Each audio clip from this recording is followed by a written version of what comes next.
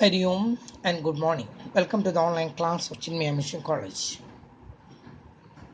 In the last class, I have explained you what is meant by measures of dispersion or variation or deviation. I have shown you the example. ഞാനൊരു എക്സാമ്പിളൊക്കെ തന്നു 100 ഒക്കെ വെച്ചിട്ട് that means two or more distribution may have the same arithmetic mean, same number and same total, but they may not be look alike. പക്ഷേ അവ arithmetic means same ആണ്, number same ആണ്, total same ആയതുകൊണ്ട് ആ മൂന്നെണ്ണം ഒരേപോലെ, ആ മൂന്ന് ഡിസ്ട്രിബ്യൂഷനും ഒരേപോലെ ആവണമെന്നില്ല. അതുകൊണ്ടാണ് നമ്മൾ മെഷേഴ്സ് ഓഫ് വാരിയേഷൻ പഠിക്കുന്നത്. And measures of variation or measures of deviation or measures of dispersion measure the variation or the deviation or the dispersion or the difference or the spreadness or the scatterness of the given figures, either from some average or between themselves. ഈ തന്നിരിക്കുന്ന സംഖ്യകൾ തമ്മിൽ വല്ല വ്യത്യാസമുണ്ടോ, deviation ഉണ്ടോ, variation ഉണ്ടോ, സ്കാറ്റർനെസ് ഉണ്ടോ, സ്പ്രെഡ്നെസ് ഉണ്ടോ, മാത്രമല്ല ഏതെങ്കിലും ഒരു ആവറേജിൽ നിന്ന്, അത് അരിത്തമാറ്റിക് മീൻ തന്നെ ആയിരിക്കണം എന്നൊന്നുമില്ല. ചിലതിൻ്റെ കേസിൽ മീഡിയൻ എടുക്കുക, ചിലതിൻ്റെ കേസിൽ മീഡിയനോ മോഡോ മീനോ അതിൽ നിന്നും വല്ല എങ്ങനെ എത്രമാത്രം അകന്നു കിടക്കുന്നു എന്ന് കാണിക്കുന്നതിനെയാണ് നമ്മൾ എന്ത് പറയുന്നത്, measures of variation. So measure of variation measures the deviation or the variation between the items or from some average. ഏതെങ്കിലും ഒരു ആവറേജിൽ നിന്നും വ്യത്യാസമുണ്ടോ, അല്ലെങ്കിൽ തമ്മിൽ വലിയ വ്യത്യാസമുണ്ടോ, ഇത് മെഷർ ചെയ്യുന്നതിനെയാണ് നമ്മൾ എന്ത് പറയുന്നത്, മെഷർ ഓഫ് വാരിയേഷൻ അഥവാ ഡീവിയേഷൻ അഥവാ ഡിസ്പേർഷൻ എന്ന് പറയുന്നത്. ഓക്കെ, ഒരിക്കൽ കൂടി ഞാൻ ആവർത്തിക്കുന്നു. തന്നിരിക്കുന്ന സംഖ്യകൾ തമ്മിൽ വലിയ വ്യത്യാസമുണ്ടോ, എല്ലാം ഒരുപോലെയാണെങ്കിൽ വാരിയേഷൻ 0 ആയിരിക്കും. എല്ലാം ഏകദേശം അടുത്തടുത്ത് കിടക്കുകയാണെങ്കിൽ ചെറിയൊരു സംഖ്യയായിരിക്കും വാരിയേഷൻ. വല്ലാതെ വ്യത്യാസം ഉണ്ടെങ്കിൽ വലിയൊരു സംഖ്യയായിരിക്കും വാരിയേഷൻ. അത് മെഷർ ചെയ്യാനാണ് വാരിയേഷൻ ഉപയോഗിക്കുന്നത്. ഞാൻ ഇന്നലെ തന്നെ വേറൊരു എക്സാമ്പിൾ തന്നു. ടീച്ചേഴ്സിൻ്റെ എന്നോട് ആവറേജ് മാർക്ക് ചോദിച്ചു, ടീച്ചറോടും ചോദിച്ചു. ഞാൻ കൊടുത്ത ഒരു ആവറേജ് വലിയ ആവറേജ് ആയിരുന്നു. അപ്പം ഞാൻ വിചാരിച്ചു ഞാനാണ് നല്ല കഴിവുള്ള ആളെന്ന്. പക്ഷേ അപ്പോൾ പ്രിൻസിപ്പൾ പറഞ്ഞു അത് പോരാ, അതിൻ്റെ വാരിയേഷൻ കൊണ്ടുവരണമെന്ന് പറഞ്ഞു. വാരിയേഷൻ കൊണ്ടുവന്നപ്പോൾ എനിക്കൊരു വലിയ സംഖ്യയാണ് കിട്ടിയത്, ടീച്ചർക്ക് ഒരു ചെറിയ സംഖ്യയാണ്. അതിൻ്റെ അർത്ഥം ടീച്ചർക്ക് ആ എല്ലാ കുട്ടികളെയും ഒരേപോലെ മാർക്കോട് കൂടി കൊണ്ടുപോകാൻ കഴിഞ്ഞു. എനിക്ക് ചില കുട്ടികളൊക്കെ പഠിക്കാവുന്ന കുട്ടികളൊക്കെ പഠിപ്പിച്ചു, ബാക്കിയുള്ളവരൊക്കെ അവിടെ ഇരുന്നു. അപ്പം വാരിയേഷനും കൂടി കണ്ടിട്ടേ അപ്പോഴേ നമുക്ക് ഒരു ഡാറ്റയെക്കുറിച്ച് പൂർണ്ണമായിട്ടും പറയണമെന്നുണ്ടെങ്കിൽ, if you want to tell something about a data and information, you should be given not only the arithmetic mean but also the variation. വാരിയേഷനും കൂടി നമുക്ക് തരണം. Dispersion, measure of average, measure of central tendency അഥവാ average മാത്രം തന്നാൽ പോരാ, measures of ഡിസ്പേർഷനും തന്നെങ്കിൽ മാത്രമേ നമുക്ക് ആധികാരികമായിട്ട് എന്തെങ്കിലും പറയാനായിട്ട് പറ്റുള്ളൂ. And there are 5 methods to study the measure of variation, and the first one is range, second one quartile deviation, third one mean deviation, fourth one standard deviation, last one that is a pictorial representation, that is a graphical representation, and its name is Lorentz curve. And we are not studying Lorentz curve this year. നിങ്ങൾ ഇത് ഈ വർഷം ഇവിടെ ഇല്ല, ഈ വർഷം എന്നല്ല, നിങ്ങൾക്ക് പഠിക്കേണ്ട ആവശ്യമില്ല എന്ന് തോന്നുന്നു. കഴിഞ്ഞ വർഷത്തെ കുട്ടികളൊക്കെ പഠിച്ചിരുന്നു. നിങ്ങൾക്ക് 4 എണ്ണം പഠിച്ചാൽ മതി. First one range, second one quartile deviation, third one mean deviation, fourth one standard deviation. ഈ 4 എണ്ണമാണ് നിങ്ങൾക്ക് പഠിക്കേണ്ടത്. മനസ്സിലായല്ലോ? Range, quartile deviation, mean deviation and standard deviation. ഈ 4 എണ്ണം പഠിക്കുമ്പോഴും there are 2 types of dispersion or deviation or variation. One is absolute measure of variation and the other one is relative measure of variation. രണ്ട് തരത്തിലുള്ള variation ഉണ്ട്. ഒന്ന് absolute measure of dispersion and the other one is relative measure of dispersion. In the case of the absolute measure of variation, that can be used to compare 2 data or 2 or more data only if they are in the same statistical unit. നമ്മൾ ഏതൊക്കെയാണ് രണ്ടെണ്ണം compare ചെയ്യാൻ ഉപയോഗിക്കണമെങ്കിൽ രണ്ടെണ്ണത്തിൻ്റെയും statistical unit same ആണെങ്കിൽ മാത്രമേ നമുക്ക് എന്ത് ഉപയോഗിക്കാൻ പറ്റുള്ളൂ? അബ്സല്യൂട്ട് മെഷർ ഓഫ് വാരിയേഷൻ ഉപയോഗിക്കാൻ പറ്റുള്ളൂ. ഒരു ഉദാഹരണമായിട്ട് പ്രൈസ് വാരിയേഷൻ, നമ്മൾ ബോംബെയിലെ അല്ലെങ്കിൽ കേരളത്തിലെ പ്രൈസ് വാരിയേഷൻ പഠിക്കുകയാണ്. കമ്പയർ ചെയ്യുന്നത് ന്യൂയോർക്കിലെ പ്രൈസ് വാരിയേഷൻ. നമ്മൾ ആദ്യം തന്നെ കേരളവും ബോംബെയും തമ്മിലൊന്ന് എടുക്കാം. We are going to compare the price variation in Bombay and Kerala.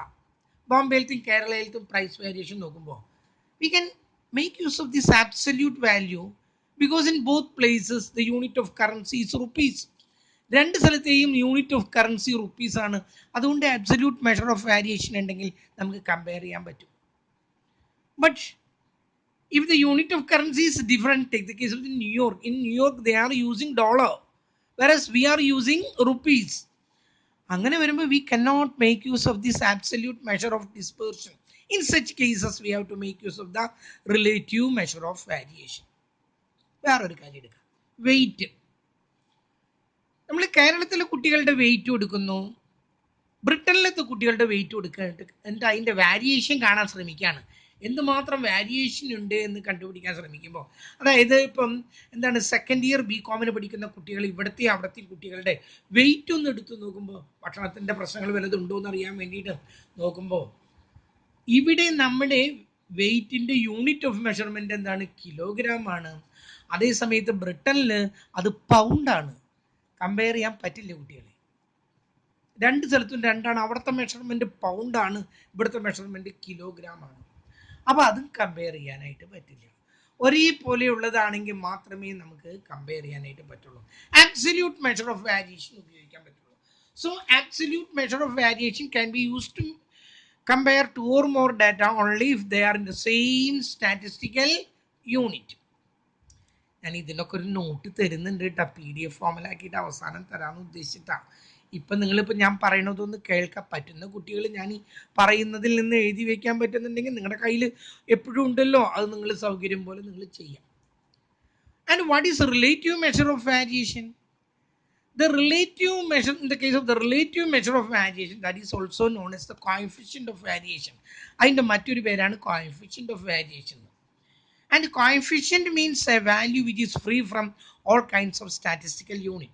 Statistical യൂണിറ്റുകളിൽ നിന്നൊക്കെ സ്വതന്ത്രമായൊരു സംഖ്യ എന്നാണ് എന്തിൻ്റെ അർത്ഥം? കോഎഫിഷ്യൻ്റ് എന്ന് പറഞ്ഞാൽ അതിൻ്റെ അർത്ഥം അതാണ്. And this coefficient of variation that is expressed as a ratio between absolute measure of variation and any average. Absolute measure of variation ഏതെങ്കിലും ഒരു ആവറേജ് കൊണ്ട് റേഷ്യോ ആക്കി. That means absolute value divided by an average. It is the ratio of an absolute value to an appropriate average. This relative value, relative variation, relative measure of variation is the ratio of an absolute value to an appropriate average. അപ്പോൾ ഈ absolute value കിട്ടിയതിനെ ഏതെങ്കിലും ഒരു average കൊണ്ട് divide ചെയ്താൽ അത് relative value ആയി. That value can be use to compare any data. ഏത് ഡാറ്റയെ വേണമെങ്കിൽ നമുക്ക് കമ്പയർ ചെയ്യാനായിട്ട് പറ്റും. അപ്പം നമ്മളിവിടെ പഠിക്കുമ്പോൾ റേഞ്ച് പഠിക്കുമ്പോൾ ആബ്സല്യൂട്ട് വാല്യൂ അതാണ് റേഞ്ച് എന്ന് പറയുന്നത്. അതോടൊപ്പം തന്നെ അതിൻ്റെ റിലേറ്റീവ് വാല്യൂ അതിന് പറയുന്ന പേരാണ് coefficient of range. Quartile deviation ഉണ്ട്, കോഎഫിഷ്യൻ്റ് ഓഫ് ക്വാർട്ടൈൽ ഡീവിയേഷൻ ഉണ്ട്. മീൻ ഡീവിയേഷൻ ഉണ്ട്, കോഎഫിഷ്യൻ്റ് ഓഫ് മീൻ ഡീവിയേഷൻ ഉണ്ട്. സ്റ്റാൻഡേർഡ് ഡീവിയേഷൻ ഉണ്ട്, കോഎഫിഷ്യൻ്റ് ഓഫ് സ്റ്റാൻഡേർഡ് ഡീവിയേഷൻ ഉണ്ട്. ഇത് 4 എണ്ണത്തിൽ നമ്മൾ ഈ 2 എണ്ണം വെച്ച് നമ്മൾ പഠിക്കണം. നമ്മൾ ആദ്യം അപ്പം നമ്മൾ 2 എണ്ണം ഞാൻ പറഞ്ഞു. ഒന്ന് എന്താ പറഞ്ഞത്? Absolute measure of variation. Absolute measure of variation. മറ്റൊന്ന് എന്താ പറഞ്ഞത്? relative measure of variation. Absolute measure ഞാൻ പറഞ്ഞു that can be used to compare 2 data only if they are in the same statistical unit. Relative ഡാറ്റയുടെ മറ്റൊരു പേരാണ് coefficient. ഈ വാക്ക് നമ്മൾ കുറേ എഴുതും കേട്ടല്ലോ. കോഎഫിഷ്യൻ്റ് എന്നുള്ളതിന് പകരം ഇനി നമ്മൾ എഴുതാൻ പോകുന്നതൊക്കെ ഇങ്ങനെയാണ് എഴുതുന്നത്. That means coefficient of range ഇതിട്ടിട്ട് റേഞ്ച് ഇപ്പുറത്ത് എഴുതാം. കേട്ടല്ലോ. Coefficient of QD COEFF quartile deviation, coefficient of MD, coefficient of mean deviation, coefficient of SD, coefficient of standard deviation പേരാണത്. ഓക്കെ, ആദ്യം നമുക്ക് റേഞ്ച് എന്താണെന്ന് നോക്കാം. എന്താണ് range? Range is defined as the difference between the largest item and the smallest item. ഏറ്റവും വലിയ ഐറ്റവും ഏറ്റവും ചെറിയ ഐറ്റവും തമ്മിലുള്ള വ്യത്യാസത്തിനെയാണ് നമ്മൾ എന്ത് പറയുന്നത്? റേഞ്ച് എന്ന് പറയുന്നത്. So range is equal to L-S. ഇത് അബ്സല്യൂട്ട് വാല്യൂ ആണ്. നമുക്ക് ഇതിന്റെ കോഎഫിഷ്യന്റ് അറിയണം. Coefficient of range is equal to ഇതിന്റെ formula L largest item minus smallest item by L plus S. ഇതാണ് ഇതിന്റെ formula. L minus S by L plus S എന്നാണ് coefficient of റേഞ്ചിന്റെ ഫോർമുല. നമുക്ക് 5 കുട്ടികളുടെ മാർക്ക് തന്നിരിക്കുന്നു. 10, 20, 30, 40, 50 ഇങ്ങനെയാണ് തന്നിരിക്കുന്നത്. അപ്പം ഇതിൻ്റെ ആവറേജ് കിട്ടി 30. ബട്ട് ഇതിൻ്റെ റേഞ്ച് കാണുമ്പോഴുണ്ടല്ലോ ഏറ്റവും വലുതും ഏറ്റവും ചെറുതും. ഈ ഒരു കുട്ടി 10 മാർക്ക് കിട്ടിയിട്ടുള്ള കുട്ടിയുണ്ടല്ലോ, അവൻ ക്ലാസ്സിലേ വരാറില്ല. അവൻ വന്നിട്ട് 2 ദിവസം കണ്ടായിട്ടുള്ളൂ. അതുകൊണ്ടാണ് അവൻ ഈ 10 മാർക്ക് കിട്ടിയത്. ഇത് തമ്മിലുള്ള വ്യത്യാസം കണ്ടിട്ട് പറയുന്നത് 40 ഈ ക്ലാസ്സിലെ വേരിയേഷൻ. മാഷ് എന്താ ഈ കുട്ടികളൊന്നും ശ്രദ്ധിക്കുന്നില്ല എന്ന് ചോദിച്ചാൽ, വേറൊരു എക്സാമ്പിൾ. ഒരു കുട്ടിക്ക് 10, ബാക്കിയുള്ളവർക്കൊക്കെ 30, 40, 50 ഇതൊക്കെയാണ് അടുത്തടുത്താണ്. എല്ലാവരും ജയിച്ചിട്ടുണ്ട്, ഇവൻ മാത്രമേ തോറ്റിട്ടുള്ളൂ. പക്ഷെ വാരിയേഷൻ കാണുമ്പോൾ 50ഉം 10ഉം തമ്മിലുള്ള വ്യത്യാസം പറയും 40. ഇതെന്താ മാഷെന്ന് ചോദിച്ചാൽ ഞാൻ എന്താ മറുപടി പറയുന്നത്? അതാണ് ഈ മെത്തേഡിൻ്റെ ഒരു ഡിഫക്റ്റ്. പക്ഷെ നമുക്ക് ഈ മെത്തേഡ് പഠിക്കാതിരിക്കാൻ പറ്റില്ല. അപ്പം റേഞ്ച് ഇതൊക്കെ പൈലറ്റ് സർവേയിൽ ഇത് ഉപയോഗിക്കുക. അതായത് നേരിട്ട് നമ്മൾ നോക്കുകയാണ്, വാരിയേഷൻ ഉണ്ടോ എന്ന് നോക്കുകയാണ്. ആദ്യം തുടക്കത്തിലെ ഒന്ന് ശ്രദ്ധിക്കാൻ വേണ്ടി നോക്കാൻ വേണ്ടി മാത്രമാണ് ഇത് ഉപയോഗിക്കുന്നത്. അപ്പം നമ്മൾ ഈ ഫോർമുലയിൽ റേഞ്ച് നമ്മൾ കാണുന്നു. Range is equal to L minus S is equal to 50 minus 10 is equal to 40. ഇനി അതിൻ്റെ താഴെ എഴുതി coefficient of range is equal to L minus S by L plus S is equal to 50 minus 10 by 50 plus 10 is equal to 40 by 60. ശരിയായില്ലേ? That is equal to 0.66 എന്ന് കിട്ടി. കേട്ടല്ലോ, 0.66 എന്ന് കിട്ടും. കണ്ടുപിടിക്കുന്ന രീതി മനസ്സിലായില്ലേ? ഇതൊന്ന് അറിഞ്ഞിരിക്കണം നിങ്ങൾ. വാട്ട് ഈസ് റേഞ്ച് എന്നുള്ളത് നിങ്ങൾ അറിഞ്ഞിരിക്കണം. ഇനി ഇത് ഇൻഡിവിജ്വൽ സീരീസിൽ അടുത്തത് നമ്മൾ കാണാൻ പോകുന്നത് ഇതിൻ്റെ ഡിസ്ക്രീറ്റ് സീരീസിൽ എങ്ങനെയാണെന്നൊന്ന് നോക്കാം. മാറിപ്പോകും. ഡിസ്ക്രീറ്റ് സീരീസ് കാണുന്നില്ലേ? ഡിസ്ക്രീറ്റ് സീരീസിൽ ഇതെങ്ങനെയാണ് ചെയ്യുന്നത് നോക്കൂ. 10, 20, 30, 40, 50. ഇവിടെ 2, 8, 10, 6, 4. ഇതിൻ്റെ റേഞ്ച് കാണാൻ പറഞ്ഞ കുട്ടികളൊക്കെ തെറ്റിക്കുന്നതാണിത്. The range is equal to നമ്മൾ എഴുതി L മൈനസ് എസ്. ഇതിൽ ലാർജസ്റ്റ് ഏതാ? ലാർജസ്റ്റ് 1 ആണ്, 50 ആണ്. സ്മോളസ്റ്റ് 1 ഇതാണ് മാർക്ക്. ഇത് തമ്മിലുള്ള വ്യത്യാസമാണ്. അതുകൊണ്ട് ഇതായിട്ട് യാതൊരു ബന്ധവും ഇതിനില്ല. 50ഉം 10ഉം നമ്മൾ നേരത്തെ ചെയ്ത പോലെ 50 മൈനസ് 10. കേട്ടല്ലോ. അതുപോലെ തന്നെ coefficient of range is equal to coefficient of range എങ്ങനെയാണ് കാണുന്നത്? L minus S by L plus S എന്ന് എഴുതിയിട്ട് 50 മൈനസ് 10 ബൈ 50 പ്ലസ് 10 നമുക്ക് നേരത്തെ കിട്ടിയ 0.66 എന്ന് കിട്ടും. ഓക്കെ, 66 എന്ന് കിട്ടും. ഇത് കണ്ടിന്യൂസ് സീരീസിൽ first column class, second column F, 10 to 20, 20 to 30. ഒരു മിനിറ്റ് ഒരു ഫോൺ വരുന്നു.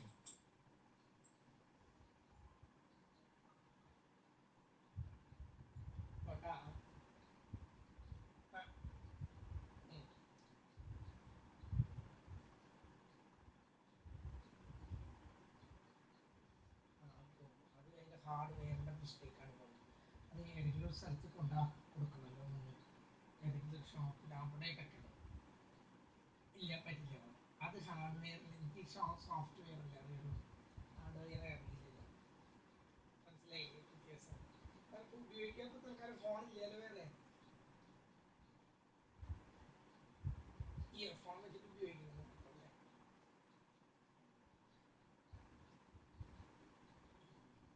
ഞാനിപ്പോൾ അങ്ങോട്ട് വിളിക്കാം അങ്ങനെ ഓക്കെ ഞാനിപ്പോൾ ക്ലാസ്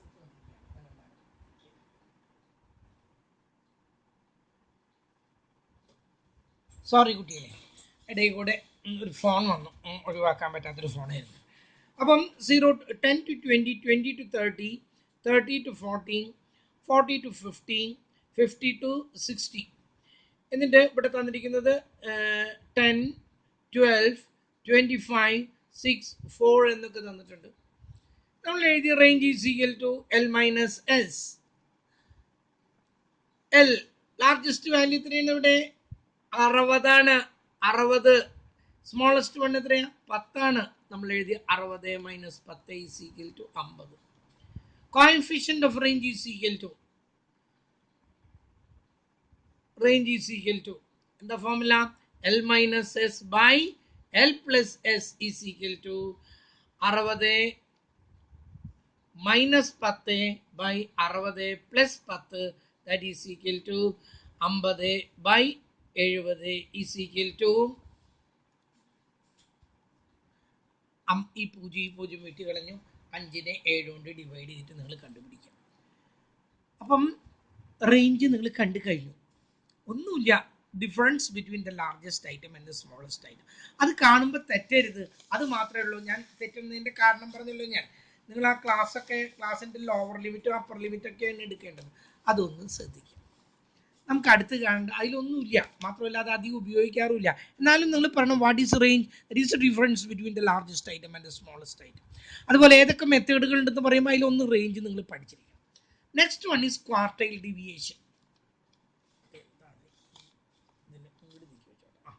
ക്വാർട്ടൈൽ ഡീവിയേഷൻ ഇതെന്താണെന്ന് നോക്കാം ക്വാർട്ടൈൽ ഡീവിയേഷൻ എന്താണെന്ന് quartile deviation is based on quartiles നമ്മൾ പഠിച്ചതാണ് മീഡിയം പഠിക്കുമ്പോൾ ക്വാർട്ടൈൽസും നമ്മൾ പഠിച്ചത് ഇതിന് വേണ്ടിയിട്ടാണ് ഞാൻ നിങ്ങളവിടെ പഠിപ്പിച്ചത് ക്വാർട്ടൈൽ ഡീവിയേഷനിൽ രണ്ടെണ്ണം ഉണ്ട് ഒന്ന് ക്യൂ ഡി എന്നാണ് ഇതിനെ പറയുന്നത് കേട്ടല്ലോ ക്വാർട്ടൈൽ ഡീവിയേഷനെ പറയുന്നത് ക്യൂ ഡി എന്നാണ് പറയുന്നത് one is Q D and other one is coefficient of Q D രണ്ടെണ്ണം ഉണ്ട് coefficient of Q D Q ഡിയുടെ ഫോമിൽ ഇതാണ് Q3 minus Q1 by 2 ഇതാണ് Q D coefficient of Q D എന്ന് പറഞ്ഞാൽ അതിന് പറയുന്നു Q3 minus Q1 by Q3 plus Q1 ഇതാണ് ക്വാർട്ടൈൽ ഡീവിയേഷൻ്റെയും കോഎഫിഷ്യന്റ് ഓഫ് ക്വാർട്ടൈൽ ഡീവിയേഷൻ്റെയും ഫോർമുല നമ്മൾ ഇതിൽ ഇൻഡിവിജ്വൽ സീരീസിലും ഒക്കെ ഓരോ പ്രോബ്ലം നമ്മൾ ജസ്റ്റ് ഒന്ന് വർക്ക്ഔട്ട് ചെയ്യണം ആദ്യം തന്നെ ഇൻഡിവിജ്വൽ സീരീസിൽ നമുക്ക് ഒരു പ്രോബ്ലം ഒന്ന് ചെയ്ത് നോക്കാം ഒരു മിനിറ്റ് ഒരു പ്രോബ്ലം ഇൻഡിവിജ്വൽ സീരീസിൽ ഒരു minute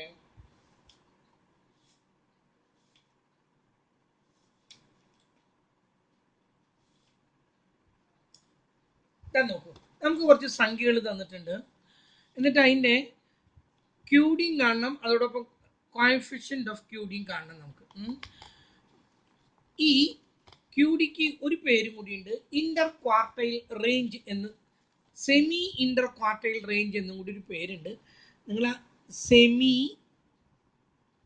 Inter quartile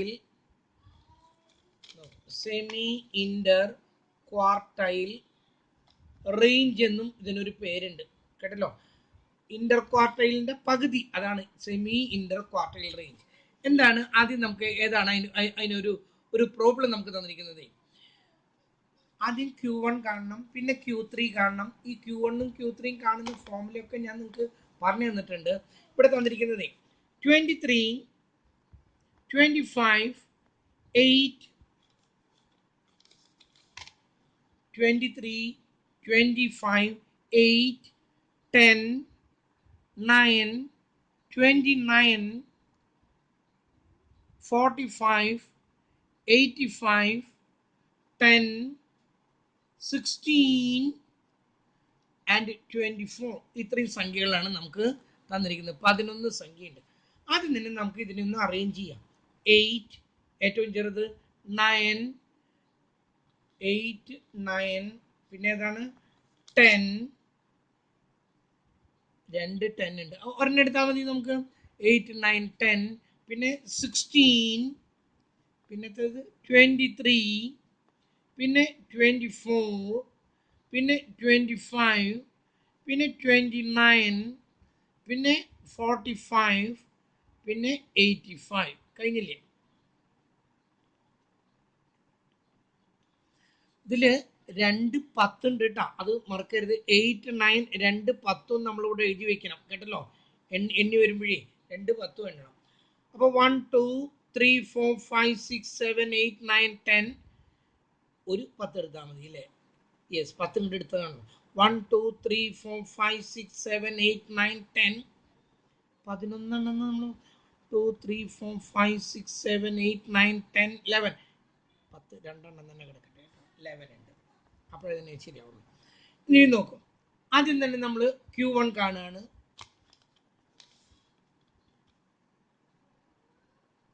QD is equal to എന്താ പറഞ്ഞത്? Q3 minus Q1 by 2. Q1 is equal to എന്താ Q1ന്റെ ഫോർമുല പറഞ്ഞിട്ടുള്ളത്? n plus 1 by 2th item, no 4th item, n plus 1 by Q1 ആണ്. 4th item is equal to 11 plus 1 by 4 is equal to 12 by 4 is equal to third item. ഏതാ third item എന്ന് നോക്കാം. third item ഏതാണോ അതാണ് നമ്മളിവിടെ median ആയിട്ട് എടുക്കുന്നത്. നോക്കൂ, 1 2 3 തേർഡ് ഐറ്റം എത്രയാ? 10 ആണ്. Q1 കിട്ടിക്കഴിഞ്ഞു, 10 ആണ്. 10 കിട്ടിക്കഴിഞ്ഞു. അടുത്തത് Q3 കിട്ടണം. നോക്കൂ, Q3 കാണുന്നു. Q3 is equal to ഇത് നമ്മൾ പഠിച്ചിട്ടുണ്ട്. 3 into n plus 1 by 4th item is equal to 3 into n plus 1 by 4 കിട്ടിയിട്ടുണ്ട്. നമുക്ക് എത്രയാണ്? 3 എന്ന് പറഞ്ഞിട്ട് ഇവിടെ നേരത്തെ കിട്ടിയിട്ടുണ്ട്. 3 എന്ന് പറഞ്ഞിട്ട് കിട്ടിയിട്ടുണ്ട് കേട്ടല്ലോ. 12നെ 4 കൊണ്ട് ഡിവൈഡ് ചെയ്തിട്ടുള്ളത് ഇത് കിട്ടിയിട്ടുണ്ട് 3. ആ 3 കൊണ്ട് മൾട്ടിപ്ലൈ ചെയ്തപ്പോൾ 9th ഐറ്റം. 9th ഐറ്റം നോക്കി 1 2 3 4 5 6 7 8 9 അത് എത്ര കിട്ടിയത്? 29 കിട്ടി. ഇനി QD is equal to എന്താ QD പറയുന്നത്? Q3 minus Q1 by 2 is equal to 29 minus 10 by 2 is equal to 19 by 2 is equal to എത്ര കിട്ടുന്നത്? 9.5. QD കിട്ടിക്കഴിഞ്ഞു. അടുത്തത് നമുക്ക് എന്താ കിട്ടുന്നത്? Coefficient of QD is equal to Q3 minus Q1 by Q3 plus Q1 is equal to എത്രയാണ്?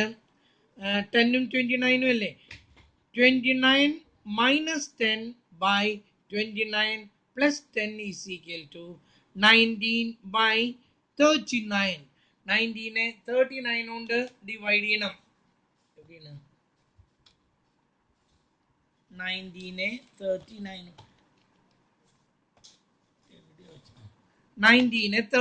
കൊണ്ട് divide ചെയ്യണം. 19 divided by 39 is equal to 0.487 കഴിഞ്ഞു. അപ്പം ഇൻഡിവിജ്വൽ സീരീസിൽ എങ്ങനെയാണ് കണ്ടുപിടിക്കുന്നത് എന്നുള്ളത് നമ്മൾ കണ്ടു കഴിഞ്ഞു. അപ്പോൾ ഇൻഡിവിജ്വൽ സീരീസിൽ ആദ്യം തന്നെ ഡാറ്റയെ അറേഞ്ച് ചെയ്യുന്നു. Q1 കാണുന്നു, n plus 1 by 4th item കാണുന്നു, ഏതാണെന്ന് നോക്കി അത് കണ്ടുപിടിച്ചു. Q3 കാണുന്നു, 3 into n plus 1 by 4th item കാണുന്നു, അതും കണ്ടുപിടിച്ചു. QD is equal to അവ തമ്മിലുള്ള വ്യത്യാസം by 2 അത് കണ്ടുപിടിച്ചു. Coefficient of QD is equal to Q3 minus Q1 by Q3 plus Q1 അത് തമ്മിലുള്ള വ്യത്യാസം കണ്ടു, അത് ചെയ്യുന്നു. ഇനി അടുത്തത് ഡിസ്ക്രീറ്റ് സീരീസിലാണ്. ഡിസ്ക്രീറ്റ് സീരീസിൽ കൂടി നമുക്ക് ഒരു പ്രോബ്ലം കണ്ടിട്ട് നമുക്ക് നിർത്താം കേട്ടല്ലോ. ഡിസ്ക്രീറ്റ് സീരീസിൽ ഒരു പ്രോബ്ലം പേപ്പർ ഒന്ന് വരച്ചോളൂ. ഡിസ്ക്രീറ്റ് സീരീസിൽ നമുക്ക് തന്നിരിക്കുന്നത് ഇങ്ങനെയാണ്. First column X, second column X, second column F എന്ന് തന്നിട്ടുണ്ട്. ഫസ്റ്റ് കോളത്തിൽ തന്നിരിക്കുന്നത് 5 8 10 12 19 20 and 32. സെക്കൻഡ് കോളത്തിൽ തന്നിട്ടുണ്ട് 3, 10, 15, 20, 8, 7 ആൻഡ് 6. മീഡിയനും ക്വാർട്ടൈൽസൊക്കെ കാണുമ്പോൾ ആദ്യം കാണേണ്ടത് ക്യുമുലേറ്റീവ് ഫ്രീക്വൻസിയാണ്. ആദ്യത്തേതിന് 3 + 10, 13 + 15, 28 + 20, 48 + 8, 56 + 7, 63 + 6, 69. ആദ്യം CF കണ്ടു. എന്നിട്ട് Q1ന്റെ ഫോമിൽ എഴുതാം. എന്താ പറഞ്ഞിട്ടുള്ളത്? n+1/4 item is equal to n എത്ര തന്നിരിക്കുന്നത്? നമുക്ക് കിട്ടിയിരിക്കുന്നത് 69 അല്ലേ? ഇതാണ് n. എല്ലാം കൂടി കൂട്ടിയാൽ 69. ഒരു ഇത് തന്നെയായിരിക്കും. ഇത് എല്ലാം കൂടി കൂട്ടിയപ്പോൾ 69.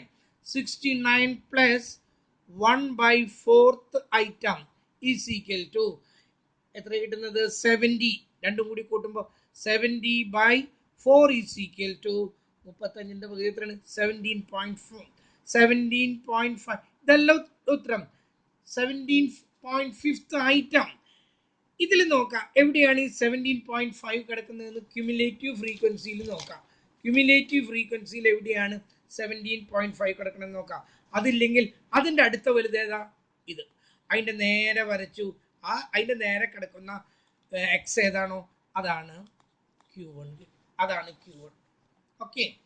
അടുത്തത് Q3 is equal to 3 × n+1/4 item is equal to നമുക്ക് n+1/4 കിട്ടിയിട്ടുണ്ട്. 17.5 എന്ന് കിട്ടിയിട്ടുണ്ട്. അതിനൊരു 3 കൊണ്ട് മൾട്ടിപ്ലൈ ചെയ്യുന്നു. അതിനെ 3 കൊണ്ട് നമുക്ക് മൾട്ടിപ്ലൈ ചെയ്യുമ്പോൾ നമുക്ക് കിട്ടുന്നത് എത്രയാണ്? 52.5. 52.5 എന്ന് കിട്ടി. 52.5 ഇതിൽ എവിടെ കിടക്കണമെന്ന് നോക്കി. ഇല്ലെങ്കിൽ അതിൻ്റെ അടുത്ത വലുത് എത്രയാണ്? ഇതിൻ്റെ 56 56ന്റെ താഴെ കൂടെ ഇങ്ങോട്ട് വരച്ചു. എത്ര കിട്ടി? 19. അപ്പം നമുക്ക് എന്ത് കിട്ടി? Q1ഉം കിട്ടി, Q3യും കിട്ടി. ഓക്കെ. ഇനി നമ്മൾ Q1 10, Q3 19. ആദ്യം നമ്മൾ QD കാണുന്നു. QD is equal to Q3 - Q1/2 is equal to എത്രയാണ്? 19 - 10/2 is equal to 9/2 is equal to 4.5. 4.5 ഉത്തരം കിട്ടിക്കഴിഞ്ഞു. അടുത്തത് coefficient of QD is equal to എന്താ പറഞ്ഞിട്ടുള്ളത്? Q3 - Q1/Q3 + Q1 is equal to 19 - 10/19 + 10 is equal to 9/29 is equal to 9നെ 29 കൊണ്ട് divide ചെയ്യണം. ഈ 9 divided by 29 is equal to 0.31. 0.31 കഴിഞ്ഞു. അപ്പോൾ ഡിസ്ക്രീറ്റ് സീരീസിലും ചെയ്തു നമ്മൾ, അതുപോലെ തന്നെ ഇൻഡിവിജ്വൽ സീരീസിലും ചെയ്തു. ഇതിൽ രണ്ടെണ്ണത്തിൽ നിന്ന് ഞാൻ ഒരു ഫോമുല ഒരു പ്രോബ്ലം തരുന്നുണ്ട്. ഏതിനൊക്കെ? ഡിസ്ക്രീറ്റ് സീരീസിനും ഇൻഡിവിജ്വൽ സീരീസിനും ഞാൻ ഓരോ പ്രോബ്ലം ഞാൻ തരുന്നുണ്ട്. ഹോംവർക്കായിട്ട് നിങ്ങൾ ചെയ്യാം. കേട്ടല്ലോ അത്? Okay, that's all for today.